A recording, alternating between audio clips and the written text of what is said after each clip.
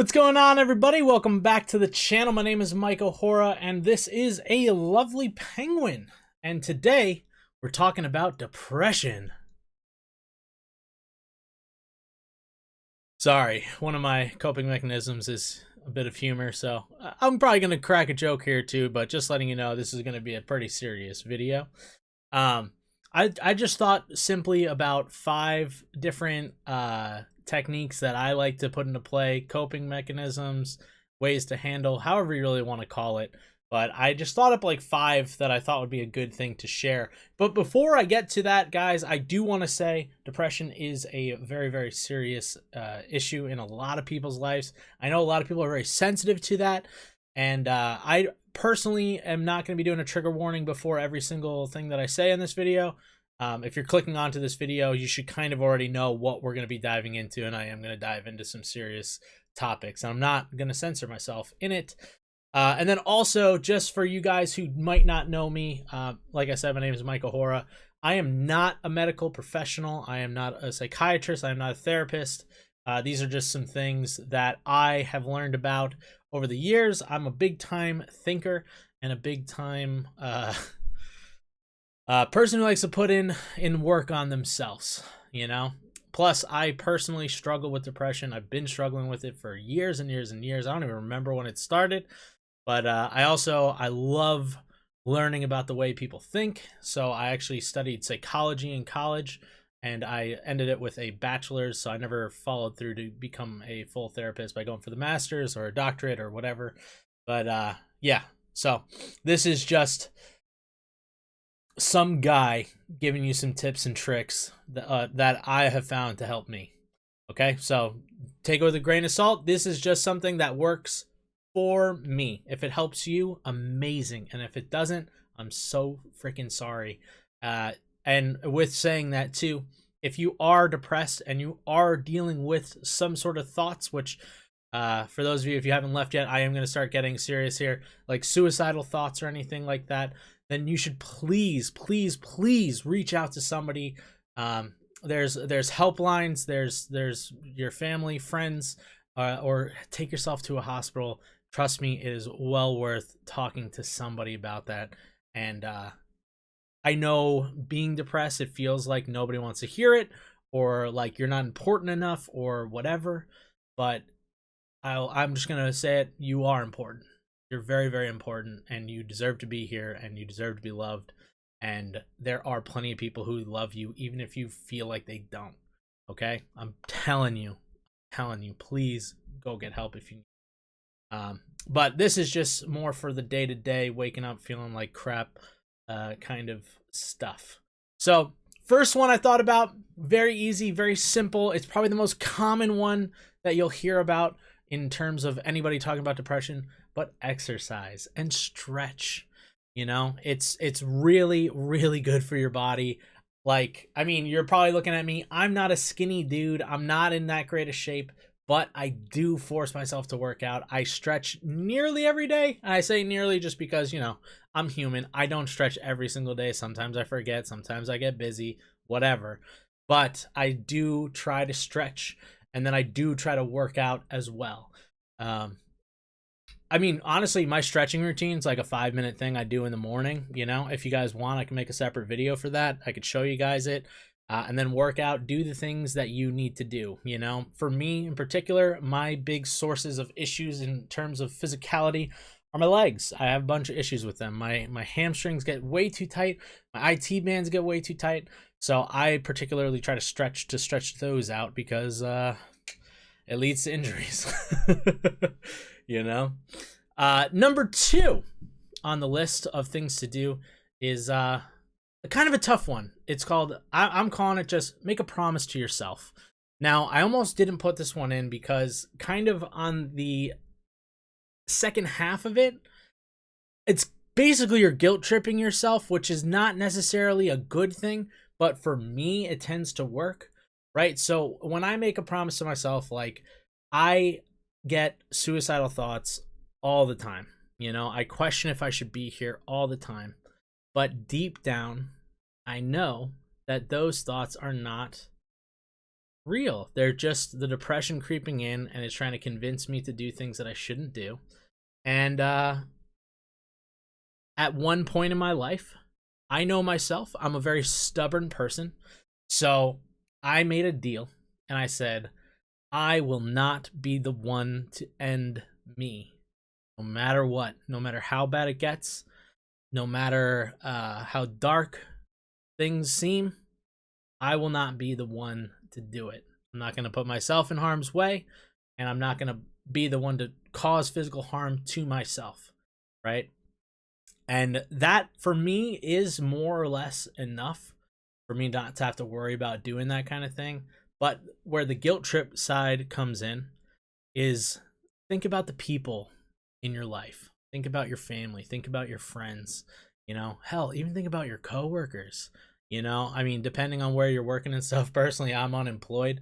But like at the last few jobs I've had, like I got pretty friendly with my coworkers too, you know, and it's so easy to think to yourself that no one actually cares. No one's reached out to me in a couple of days. Nobody's talking to me. It's been a while, you know, but at the end of the day, there are people out there who genuinely care and love you, right?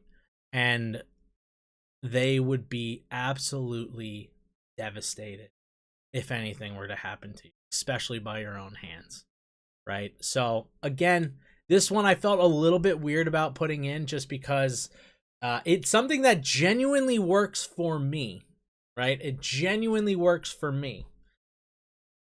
I am not sure it's the healthiest way to handle things, but it does tend to work for me. And it also makes me start to feel a little bit more grateful rather than guilty. So take that one with a grain of salt, but yeah, that's that.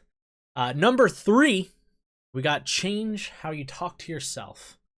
Now, I don't know about you guys, but my internal monologue is terrifyingly rough.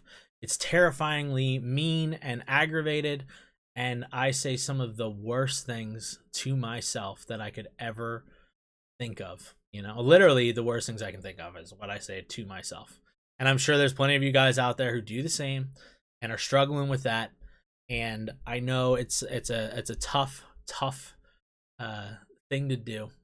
But a great piece of advice that a friend gave me is, do you think I would ever say that to you? And that's what this person said to me, right? So my friend was saying, if my inner monologue, right, if my inner voice was him saying all that shit to me, like, will we be friends anymore? No, not really. So if you can kind of take yourself and think a little bit differently, right? And try to almost separate yourself out. Maybe make 2 versions of yourself that talk to each other in your head. And think of them as a friend, right? Think of it, it's like, hey, I feel like I'm a piece of shit. I feel like I'm a loser. I feel like I want to die. I feel like all these things. If your friend came to talk to you about this, what would you tell them? Right? Because I guarantee you're not going to be like, yeah, do it. Yeah, you are a piece of shit. You are a loser. I guarantee you're not saying that to your friend or your family member or whoever is important enough in your mind, right? So why are you saying it to yourself, right? Now, I'm a big fan of thinking. I'm a big fan of thinking. And I do want to also acknowledge the fact that in my own personal experience, I believe that there's actually like 2, probably more different types of depression, but for me, at least, the 2 kinds of depressions that I have dealt with are more of like a personal identity depression, where it's just straight up hate to yourself, who you are as a person, what you look like, all that kind of stuff. Just things just fully, solely directed at yourself. And then I also believe that there is situational depression, right? Right now, I find myself in more of a situational depression. It does kind of tie into the personal depression, where I do still think poorly of myself, but I feel like it's more caused by the things going on around me. right? So if you've been following my channel for a while, you probably know I work in the film industry. I work in the art department. I build sets. I build props. Set deck. I carpentry, uh, whatever it takes. Art direct, and the film industry is kind of dead, right? Not really much happening. Not much going on. Very, very few jobs, and it's really, really hard to get work. I haven't worked in, I think I'm at like 4 months now. And that last job that I did was like one job. And then I think 3 months before that, I also didn't have any work at all. Now, with that being said, I think that your environments can cause those kind of depressions and stuff. So some of this like inward thinking doesn't always apply, you know? For me, in this whole situation that I'm currently finding myself in, I definitely am depressed at where I am. I don't feel like I'm in the spot in life where I should be as a 33-year-old man, and I hate it. And it forces me to talk more negatively to myself, right? And it makes me feel like I'm a piece of shit, a piece of garbage, loser, whatever, It makes me think those things. So sometimes you kind of got to do a little bit of mental limbo a bit to get to a spot where you can really think those things through. And it can be tough, and you kind of have to learn to alter these according to where you are. So again, I'm just giving you what works for me, right? Number 4 is social media. Social media is a big contributing factor to a lot of people's depression these days, I believe. It's the classic looking and comparing yourself to the others, or the old famous saying that comparison is the thief of joy, right? You see what everybody else is doing, you see their lavish lives, and we oftentimes forget that it's a highlight reel of that person's life. Not every single day is glorious and luxurious and all that kind of stuff, and when you're in the dumps and you're not having a great time and you're seeing everybody else have a great time, it's really hard not to kind of feed into that negative feelings, and then to top it off as well, a thing that I've been noticing more and more and more on all these medias and stuff, particularly like TikTok, is there's a lot of negativity in comments. The way that people interact online, it's getting super, super negative out there. So, maybe it's something where you get yourself completely off of social media. Maybe it's one of those time management things where you're only on social media for a little bit. For me, I try to do social media just at a little bit, mainly because, like, especially with posting and stuff on YouTube and all that, it's like kind of part of my job. So I can't really fully take myself out of the equation, but I do try to pull back a bit from that, right? And then last but not least, this one kind of goes hand in hand with point number 4, but screw all those podcasts, screw all those TikToks that are just spewing all sorts of hate. They're trying to turn people against each other. They're trying to fearmonger, and they are so horribly toxic. And people give out advice like they know something, which, don't get me wrong, I fully understand the irony as I'm sitting here with a microphone talking to people I don't know on the internet and giving out advice. Believe me, I fully understand how hypocritical this is, but at the end of the day, I have seen so many clips. I don't even watch podcasts or listen to podcasts, but I see the clips online. I see them on YouTube. I see them on TikTok, whatever. And you got these people out here who are giving out awful, awful advice. They got the politics, you got the relationship people, they got the be a man people, the be a woman people. You got all these different people out there just spewing out a lot of negative content. And of course, not everybody's doing it. Not everybody is spewing out hate and all that kind of stuff. But an overwhelming majority of those podcasts, TikToks, YouTube channels, whatever, they thrive on hate. They thrive on it. They want it. Rage baiting is a common thing you hear about online, where people post stuff just to get you angry, and so again, watch out for those. Don't listen to a lot of those podcasts because they're just garbage. You know, for the most part, I would try to find somebody a little bit more trustworthy, maybe somebody who's actually a professional in those fields, and maybe listen to those people. Also, I've said this in a few of my other videos in the past and stuff, but like, yeah, never just take somebody for what they're saying as absolute truth. And that includes me, guys. That includes me. You should never just accept anything I say as truth. If you have a question about anything I say, reach out to me so I can explain it better, or look it up online and figure it out yourself. That is another thing that's happening today in society that a lot of people aren't doing.